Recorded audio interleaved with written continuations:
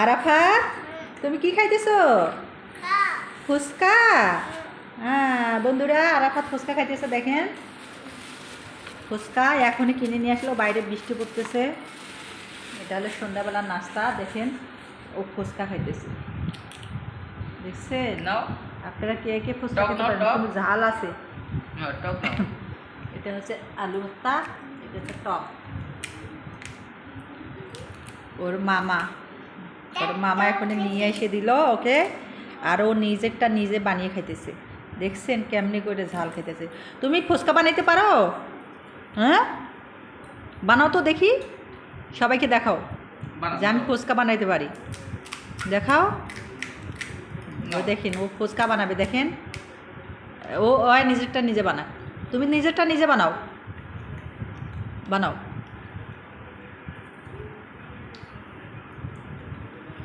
ও ঝাল লেগে গেছে মনে হয়। পানি খাবে তুমি? ঝাল লেগে গেছে বন্ধুরা, ঝাল আছে। দেখছেন ওর চোখ লাল হয়ে গেছে। ও দেখছেন খাটের উপরে কি কি তুলে, খাটের উপরটা কি বানাইছে দেখেন। আমিও খাবো ফুচকা, এই যে আমিও খাবো, এই যে আমিও খাইতেছি। এই যে একটু টক, দেখছেন ফুচকা।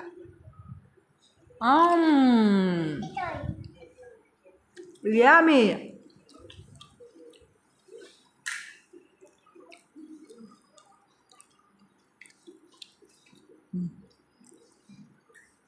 আর পাতক ঝাল লেগে গেছে। খাও।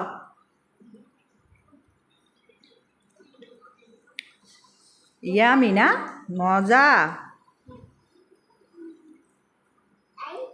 আপনারা কে কে ফুচকা খেতে ভালোবাসেন চলে আসেন, আরফাত বানিয়ে দেবে ফুচকা।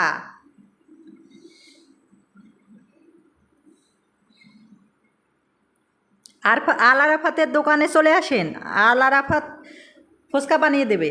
ওই যে বানাইতেছে। পড়ে গেছে।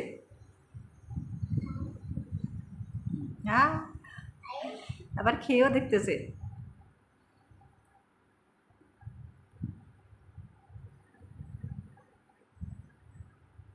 তুমি একটা ফুচকা যদি এতক্ষণ ধরে বানাও, কাস্টমার তো সব চলে যাবে।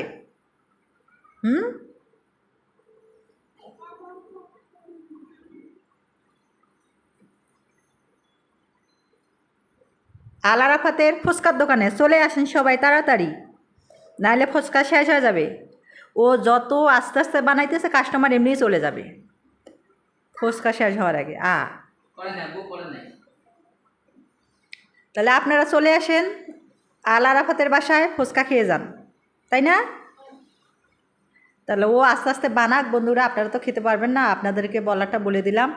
চলে আসেন, আপনাদের দাওয়াত থাকলো, ঈদের দাওয়াত। সবাইকে অগ্রিম ঈদ মোবারক। সবাইকে ঈদ মোবারক দাও। ঈদ মোবারক। সবাইকে ঈদ মোবারক, সবাইকে ঈদের দাওয়াত দিছে।